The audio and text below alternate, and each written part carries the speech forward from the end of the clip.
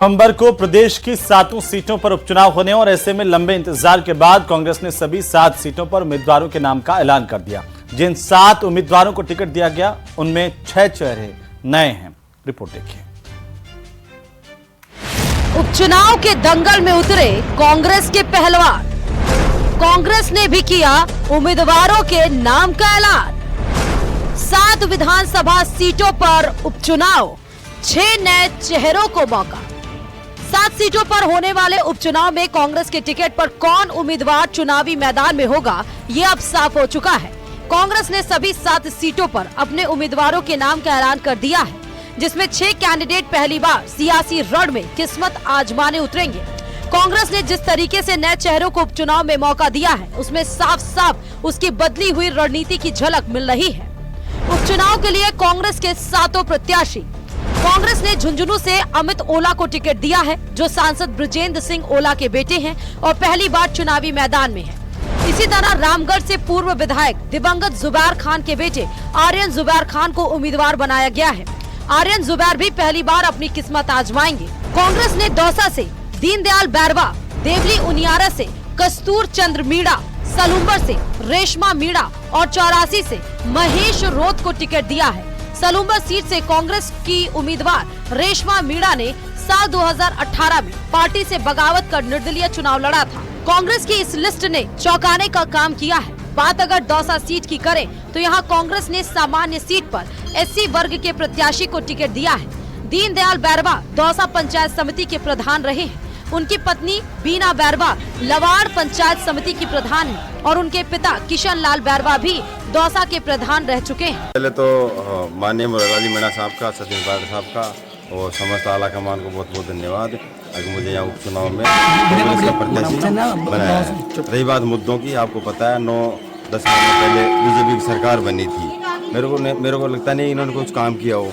दरअसल कोई काम किया नहीं। दिल्ली आना, वो जाना, पर्ची भेजना, पर्ची लाना, इनको कोई मंत्रियों का पता नहीं है ये क्या कर रहे हैं। कोई इस्तीफा दे रहा है, कोई इस्तीफा ले रहा है, कोई इस्तीफा दे रहा है, इस्तीफा लेने वाला ही नहीं है कोई।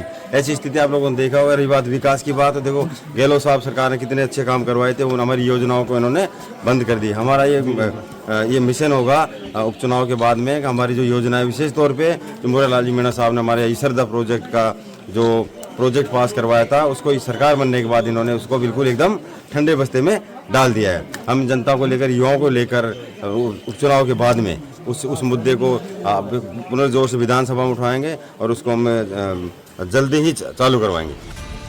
अब अगर इन 7 सीटों पर कांग्रेस और बीजेपी उम्मीदवारों की टक्कर की बात करें तो झुंझुनू सीट पर कांग्रेस ने अमित ओला को मैदान में उतारा है, जिनका मुकाबला बीजेपी के राजेंद्र भांबू से होगा। रामगढ़ सीट पर दिवंगत जुबैर खान के बेटे और कांग्रेस उम्मीदवार आर्यन जुबैर का मुकाबला बीजेपी के सुखवंत सिंह से होगा। दौसा में कांग्रेस के दीनदयाल बैरवा का मुकाबला बीजेपी के जगमोहन मीणा से होगा। हालांकि इस सीट पर एससी और एसटी उम्मीदवार के बीच मुकाबला होने जा रहा है, जबकि ये सीट जनरल कैंडिडेट के लिए आरक्षित है। देवली उनियारा सीट पर कांग्रेस के कस्तूर चंद्र मीणा बीजेपी के राजेंद्र गुर्जर को टक्कर देंगे। हालांकि 2013 में इस सीट पर राजेंद्र गुर्जर ने जीत दर्ज की थी। बात खीमसर सीट की करें तो यहां कांग्रेस उम्मीदवार रतन चौधरी का मुकाबला बीजेपी के रेवंत राम डांगा से होगा। रतन चौधरी डॉक्टर रह चुकी हैं। रतन चौधरी को टिकट मिलते ही बीजेपी नेता उनके पति सवाई सिंह चौधरी ने बीजेपी से इस्तीफे का ऐलान कर दिया। सलूम्बर सीट पर कांग्रेस ने लगातार चुनाव हार रहे रघुवीर मीणा का उपचुनाव में टिकट काट दिया है। उनकी जगह निर्दलीय चुनाव लड़ने वाली रेशमा मीणा को उम्मीदवार बनाया है, जिनका मुकाबला बीजेपी की शांता देवी से होगा। बात अगर 84 विधानसभा सीट की करें तो यहां कांग्रेस के महेश रौत का मुकाबला बीजेपी के कारी लाल ननोवा से होगा।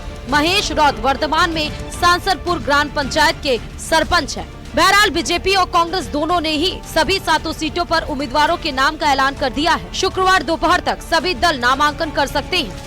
जिन 7 सीटों पर उपचुनाव होने जा रहा है, उनमें से 4 सीटें कांग्रेस के कब्जे वाली हैं, जबकि एक बीजेपी, एक बाप और एक आरएलपी के खाते में थी।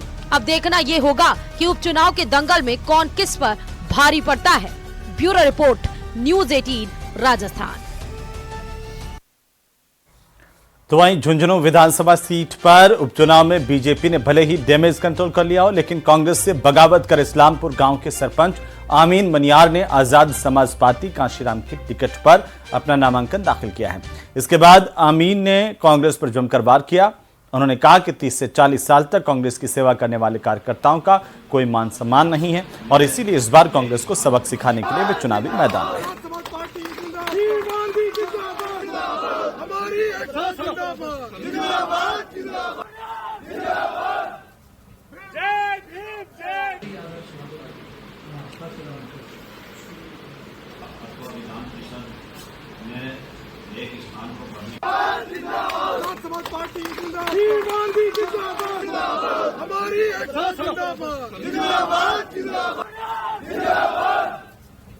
रहेगा विधानसभा का झुंझुनू विधानसभा की जनता को एक सच्चा सेवक चाहिए। अभी तक जो प्रतिनिधि आए हैं झुंझुनू विधानसभा में वो सुख दुख में शामिल नहीं होते हैं। आज की जनता अपने प्रतिनिधि को दुख में और सुख में अपने साथ खड़ा देखना चाहती है। यहाँ कभी से ऐसी परिपाटी नहीं है।